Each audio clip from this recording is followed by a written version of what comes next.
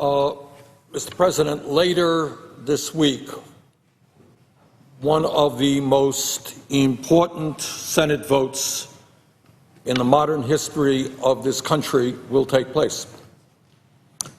And that vote will be about whether or not the United States Senate begins the process to move forward on a constitutional amendment which overturns the disastrous 5-4 Supreme Court decision on Citizens United.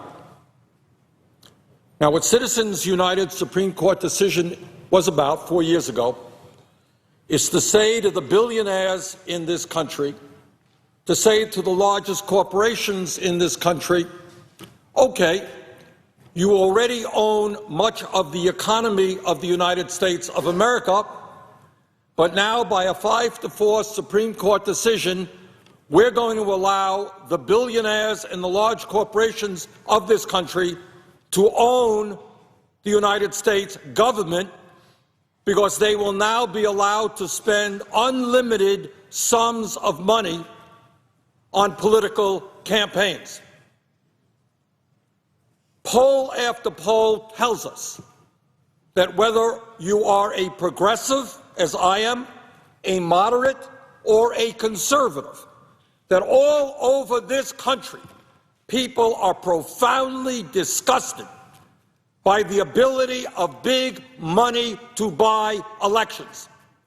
What democracy means, what people fought and died for, is the right of you and her and him to have one vote. What democracy is not about is allowing the Koch brothers, a family worth $80 billion, second wealthiest family in this country, to spend hundreds and hundreds of millions of dollars to elect candidates whose job it is to make the wealthiest people in this country even wealthier, while they continue to attack the needs of the middle class and working families of this country.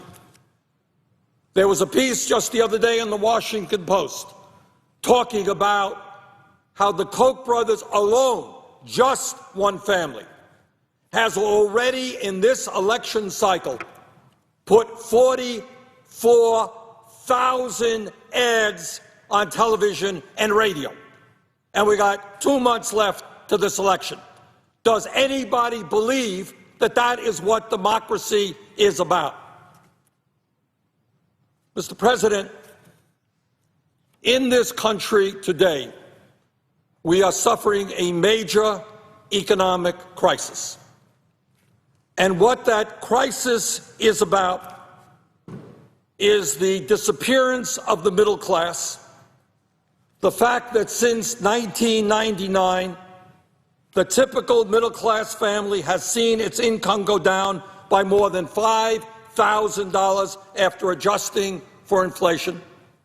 The crisis is that all over America, working people are not working 40 hours a week. They're working 50, 60 hours a week. They're not working at one job. They're working at 2 jobs. They're working at 3 jobs, trying to cobble together an income and maybe some health care to take care of their family.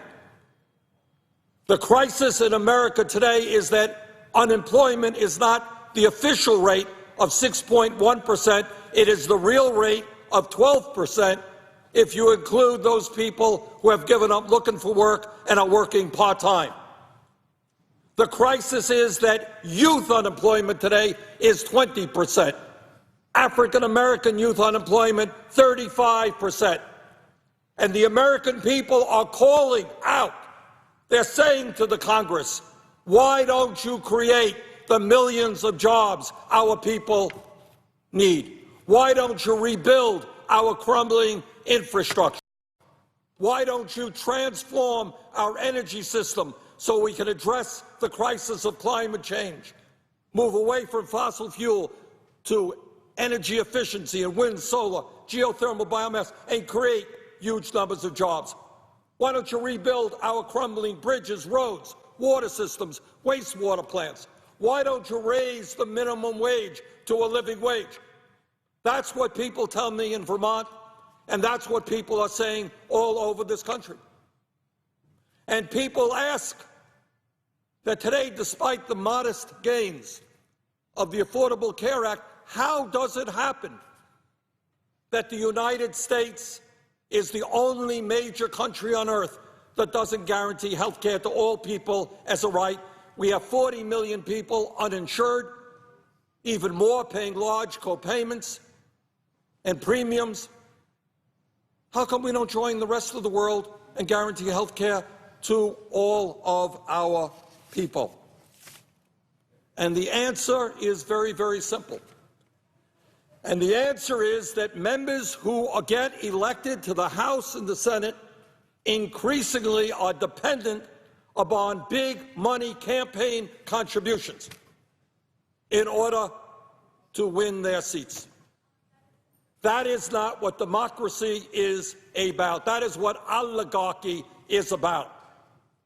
Oligarchy is when you have a nation owned and controlled by a handful of wealthy families. And that is where we are moving today. Mr. President, on issue after issue, the American people are very clear about where they want to be going. On this issue of Citizens United, the American people are very clear that we need real campaign finance reform to prevent billionaires from buying elections. That's what the American people want. That's what they say in poll after poll. And yet it remains to be seen whether, in a few days when we vote on this issue, whether we will get one Republican vote. And I can understand that, because the Republicans today are the beneficiaries in a very big-time way of all of this billionaire money.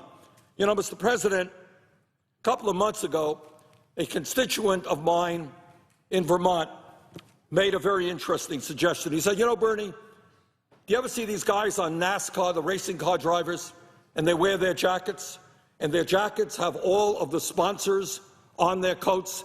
They're sponsored by Goodyear Tire Company, and they're sponsored by this oil company, and they're sponsored by this brake company. Maybe we should have the members of the United States Senate wear jackets which tell us who is sponsoring them. So somebody can come forward in their nice blue blazer and say, hey, I am owned and sponsored by the Koch brothers. And somebody else come forward and say, no, I'm not owned by the Koch brothers. I'm owned by the oil industry. Or I'm owned by big energy. Or I'm owned by Wall Street. And it would be very instructive when you see people get up and vote about why they don't want to raise the minimum wage, to find out that they are controlled by significant contributions coming from large corporations. I think it'll be very interesting to see members of the Congress wear those type of coats. Mr. President,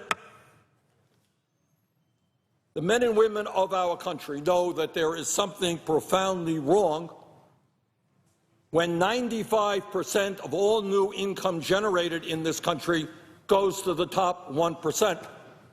They know that there is something profoundly wrong when 1 out of 4 profitable corporations pays nothing in federal taxes in any given year. And yet the reason that we are unable to come up with real tax reform so that we can find the money to help our kids go to college, so we can deal with the fact that we have the highest rate of childhood poverty in the industrialized world among children, has everything to do with large corporations not paying their fair share, and that has everything to do with the type of campaign contributions these institutions make. Mr. President, when you go out, it was just a poll that came out the other day, and they asked the American people, should we cut Social Security? And you know what the American people say, whether they're progressive, moderate, conservative? They say, you got to be nuts. We can't make it on Social Security benefits today, and you want to cut Social Security? You want to cut Medicare? But, Mr. President, that is exactly what the Business Roundtable from corporate America wants us to do. So we're living in two separate worlds. On one hand, you have an agenda here in the House and among many of my Republican colleagues that say what we need to do is give huge tax breaks to the wealthiest people and the largest corporations. Is that what the American people want? Overwhelmingly, they do not want that. You have an agenda among many who say we have to cut Social Security, Medicare, and Medicaid. Is that what the American people want? No, they don't. There is an agenda among some Republicans that say not only should we not raise the minimum wage, we should do away with the concept of the minimum wage so that in high unemployment areas, people could work for $4 or $5 an hour. Is that what the American people want? Quite the contrary. They want to raise the minimum wage to at least $10.10 an hour. So you have an amazing dynamic right now in American society.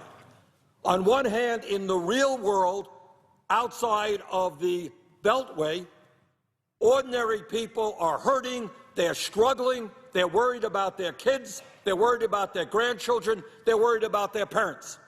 And they want the United States government to do something, to create jobs, to raise the minimum wage, to change our disastrous trade policies. They want us to do something to make college affordable, to lower interest rates on student debt. They want us to create jobs by rebuilding the infrastructure. They want everybody in this country to have health care as a right. They want us to address the crisis of global warming. But we don't do that. Why not? Because increasingly the United States Congress is not responsive to the needs of ordinary Americans. They are responsive to the big money campaign contributors. And that has everything to do with this constitutional amendment beginning the process to overturn Citizens United. So of all of the issues out there, whether you're concerned about education, health care, the environment, the economy, the most important issue underlying all of those issues is the need to end this disastrous Supreme Court decision which allows billionaires to buy elections. That is not what people fought and died for in the name of democracy. That is called oligarchy. Abraham Lincoln talked about a government of the people, by the people, for the people, not a government of the billionaires, by the billionaires, and for the billionaires. And that is where we are today. So, Mr. President, I hope that the American people are watching. The media has not paid, for interesting reasons, a lot of attention to this issue.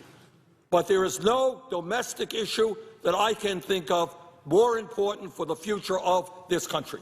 Do we elect members of Congress who are beholden to the constituents back home, to the middle class, to working families, or do we elect members of Congress who are beholden to corporate America and the billionaire class?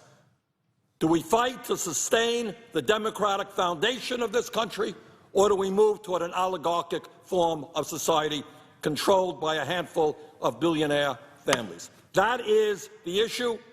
That is what this debate is all about, and that is what this vote in a few days is about. And I hope very much that the American people will demand that every member of this Senate vote for this piece of legislation which begins the process of overturning this disastrous Citizens United Supreme Court decision.